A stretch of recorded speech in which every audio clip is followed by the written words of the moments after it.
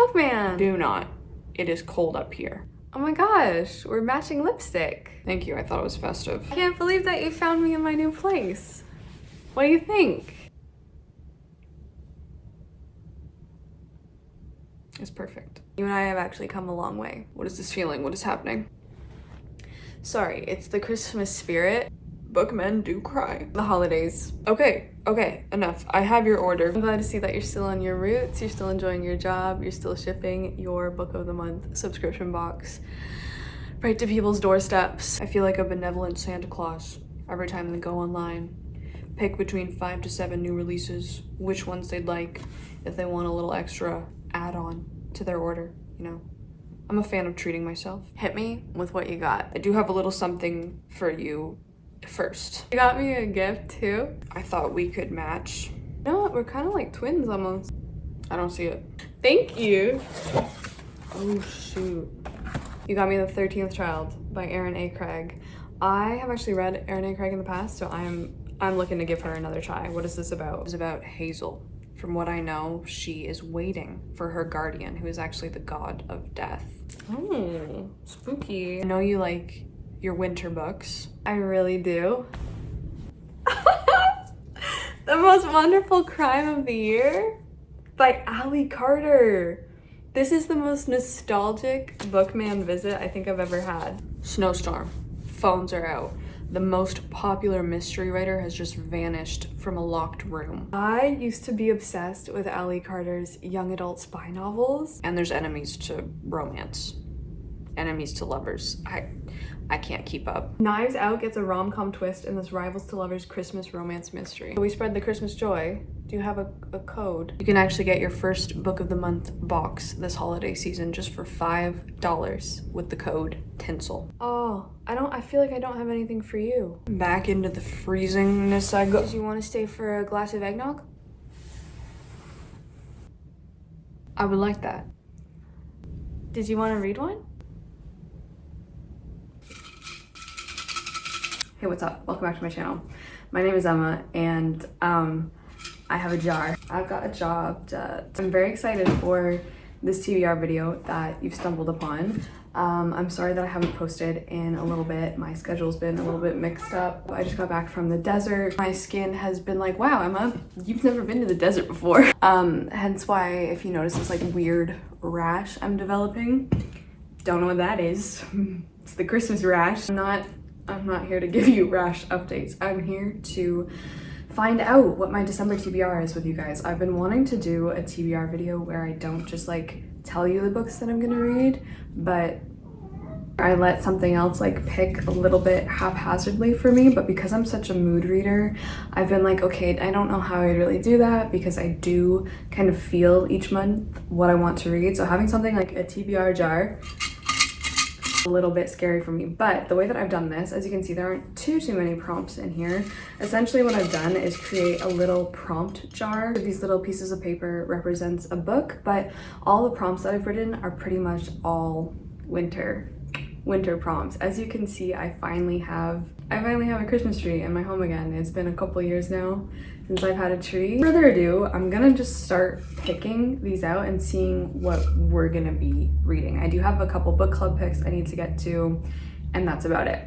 Other than that, it's free reign. How much should I shake this?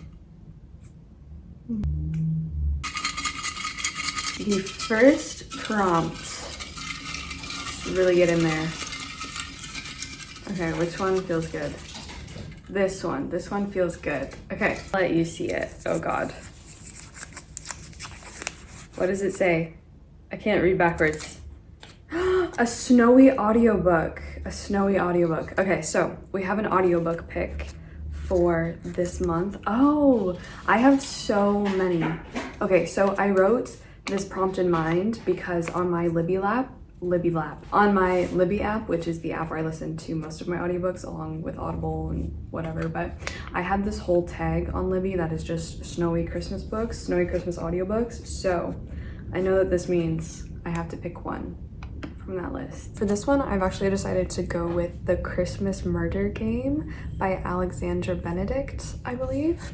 I found this again on Libby and I was like going through them all, but this one I have on hold and it is set to arrive in very soon. So The Christmas Murder Game is a Christmas thriller, which I'm excited. I hope it leans a little bit more into the horror because this is about a young girl who goes back to like her ancestral home called Endgame House because she's gotten this letter from an old aunt who is like, oh, hi honey, you should come home to the place where your mother was killed 20 years ago and we should play family board games together. At first she's like, no, I'm not gonna go, you crazy lady. But her aunt is like, if you come, like, it'll finally be revealed who killed your mother all those years ago in the house and we're gonna play this game. They have a family tradition where they play this Christmas game every year where you have to answer 12 clues to get like 12 keys to open something, and the final prize this year is actually the deeds and like ownership of Endgame House. So that's why she goes, and like all her family is there, and I think it very quickly turns into Christmas Murder Game. Whoops, you know, no one is leaving this fun old-fashioned family Christmas. Nous allons choisir quelque chose ici, okay?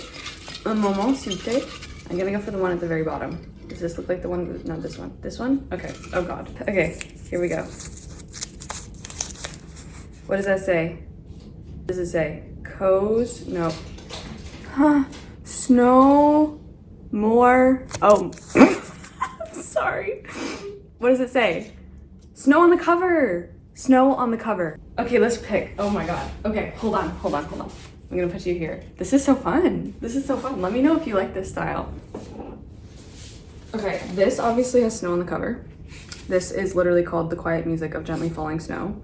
And as you can see, there's snow everywhere. Guys, we actually just had breaking news. I know, it's happening. Don't panic. We just had our first snow this morning. Okay, so this is an option. Not quite sure though. Of course, the book that I really wanted to add, which is The Castle in the Clouds, somehow doesn't have snow on the cover, which is crazy to me because this whole book is like snowbound. No, I feel like this one doesn't really have snow on the mountain. This is Under the Glacier, which I really want to read. This one does have snow on the cover. This is Sky Song by Abby Elphinstone. I've been wanting to read this for a while. It looks beautiful. This is a middle grade. I don't know. Snow on the cover. I have found one. And it's not any of the ones that I showed you. Actually, I put those all back because the one that I'm picked and that I'm gonna be reading is Beartown by Frederick Bachman. I just got this, like I literally just got this a couple days ago because not only is this gonna be the pick for snow on the cover, because yes, there is snow. Okay, we're playing ice hockey, so you see there has to be snow.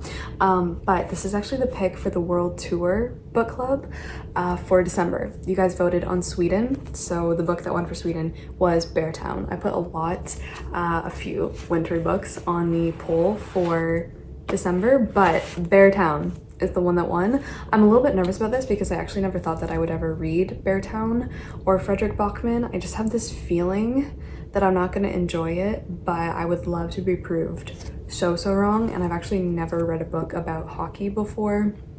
I actually don't really like hockey. Not really my thing at all. I know that's blasphemous.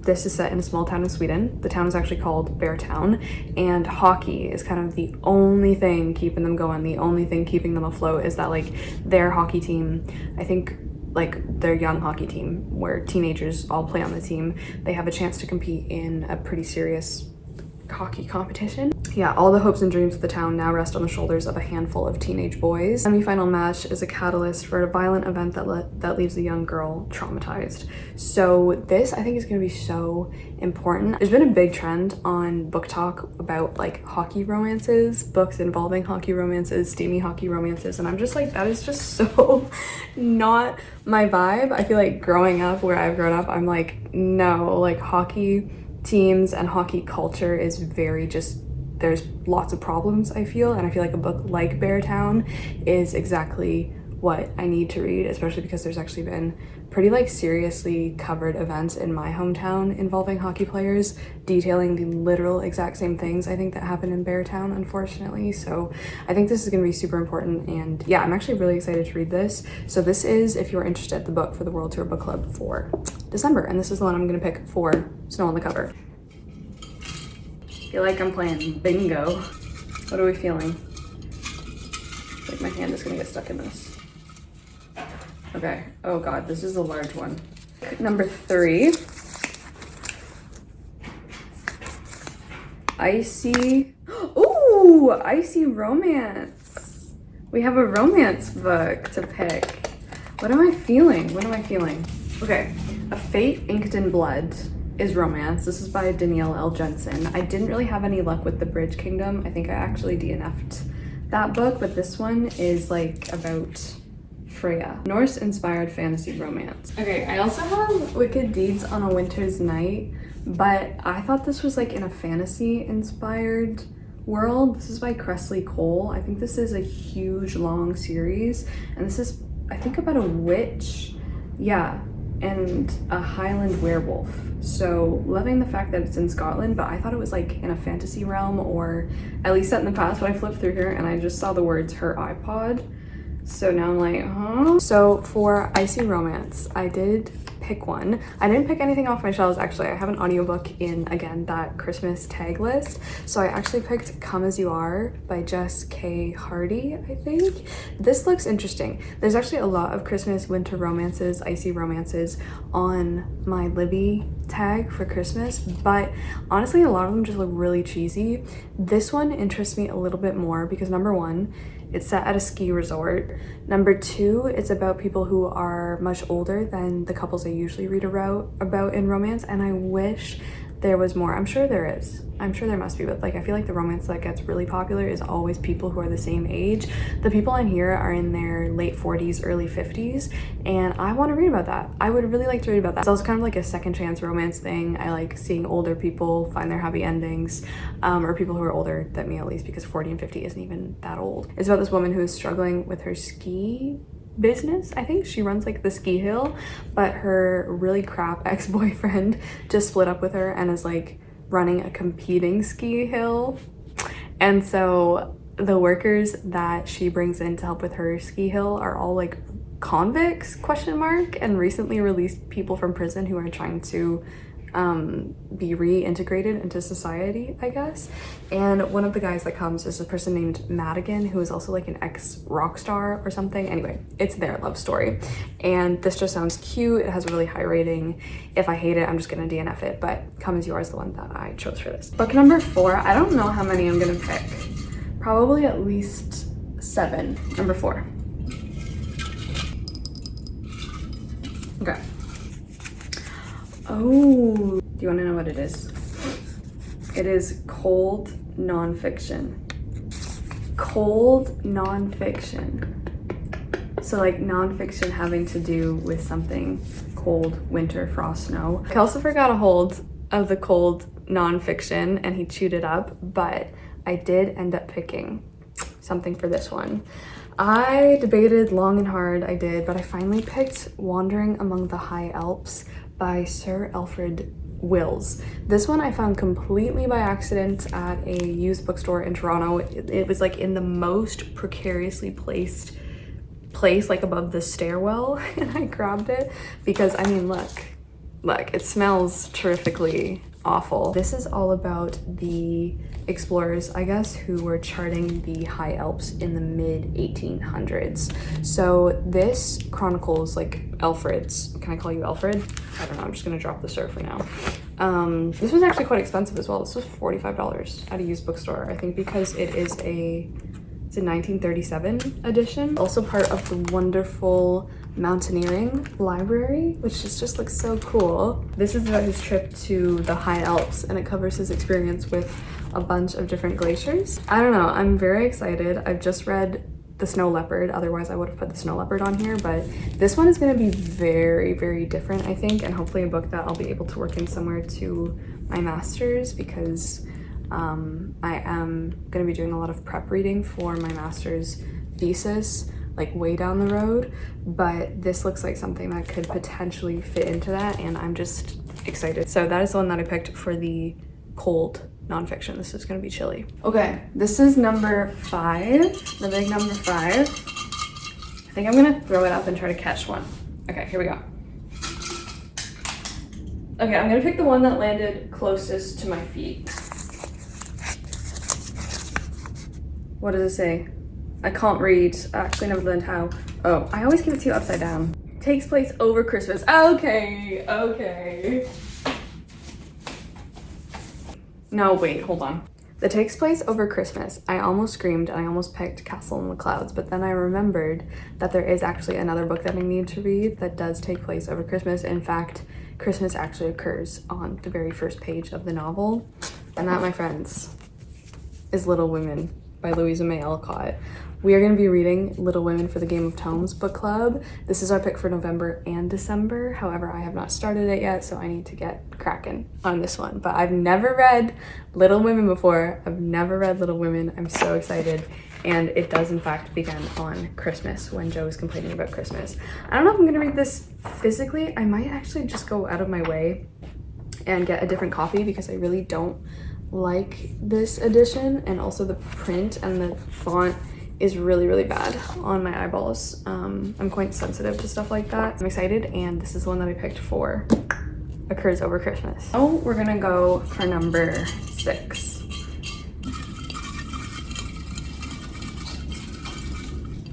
Oh, Kelsper, here. Do you want to pick one? Kelsper? Here. Calcifer, like, put his little schnoz in there, and he sniffed this one, which is rolled up really nicely. Oh, I actually really like this one. I actually really like this one. Okay, this one just says North Pole or South Pole, which means I can read a book set either at the North Pole or in the South Pole. Where do I want to go? Okay, I found one for the North Pole, which is called Taksumi, an anthology of Arctic horror stories. I bought this year and I really want to read it. It's also a little bit illustrated, so this would be perfect for the North Pole. And I actually have this one, which is Sarah Wheeler's Terra Incognita, Travels in Antarctica. This is a nonfiction, so this could also be for the cold nonfiction. It's about how she spent 7 months in Antarctica. I finally picked one of the poles. Did I pick North or South? I picked North. Come on, I picked North. I picked the North Pole. Yeah, I did decide to go with the anthology of Arctic horror stories. This one, again, I also found thrifted, and the title is actually an Inuit word that means in the dark. We have a family clinging to survival on the tundra after a vicious zombie virus. I do have a 24-hour readathon planned, fingers crossed, that this one actually gets out to the world, but this one would definitely be, I think, on the list to be able to complete in 24 hours. So that is the one I chose for the North Pole. If you have any other North Pole or South Pole recommendations, let me know. Me reading 10 books in a month is like pretty typical-ish, so we might go with a 10, but this is number 7. I'm just gonna pick one. Okay, did it fast. Oh, okay, we have a middle grade. We have another middle grade. I just borrowed a middle grade book from the library on audio, so let me tell you about it. The middle grade pick, I actually have a book in right now called The Evil Wizard Smallbone. I have this in right now, and this is a middle grade that is, I got so interested in it because the synopsis really sounded like it was describing the relationship between Howl and Marco in Hell's Moving Castle, and that we have this young 12-year-old named Nick, and he gets lost in a blizzard after he leaves his uncle's cabin. I don't really know where we are. I think we're in a fantasy realm somewhere, but he gets lost and he comes upon the Evil Wizard Smallbone's bookstore. So this guy is called the Evil Wizard Smallbone, but he runs this little bookstore out in the woods, I guess. And so Nick takes refuge there, and he learns that the wizard is like magical, and the kid is like, okay, well, teach me the magic, like teach me the magic. And Smallbone is like, no, absolutely not. I'm not teaching you the magic. Thankfully for Nick, the bookstore and the books actually start to like talk to him and teach him things, which is great because the Evil Wizard Smallbone has a nemesis called the Evil Wizard Fiddaloo, I believe, and they are duking it out along with like packs of wolves and other weird things going on in the forest. So it just sounds really cute, honestly. It sounds really cozy and it sounds really flippin' funny, and it did again give me those Howl Moving Castle vibes, but set in the winter, because this is all set, I think, in the obviously in the cold blizzard in the forest. So that is my middle grade pick. We have 3 more, I guess. 3 more. I still have a couple books that I really need to get on this list. Okay, I tipped one out. We're gonna go for this one for number, is this number 8? Hee hee hee. By order of the royal decree. What does that say? Is it upside down? Perfect. Castle in the Clouds by Kirsten Gier. I literally put like specific, this is the only specific book title I put in here to read. So we got it. This is the one that like I needed to get on this list. I just need to read this every single year.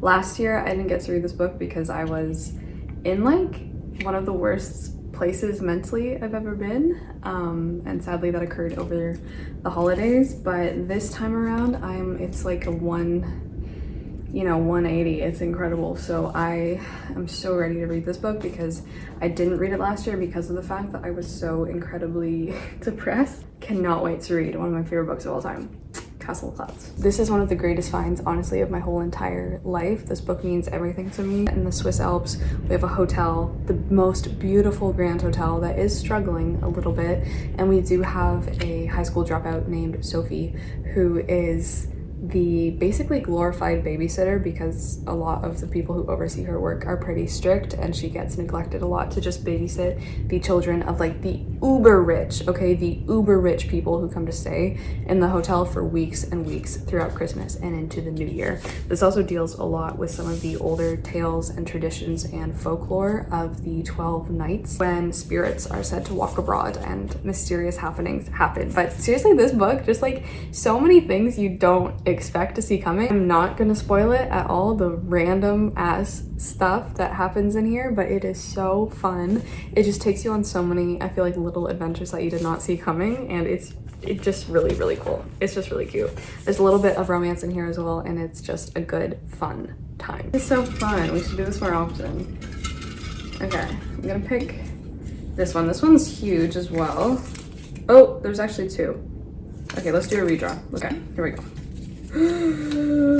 Okay, we pulled Frosty Fantasy. I do have a fantasy book here. It's set, at least it starts on Christmas Eve.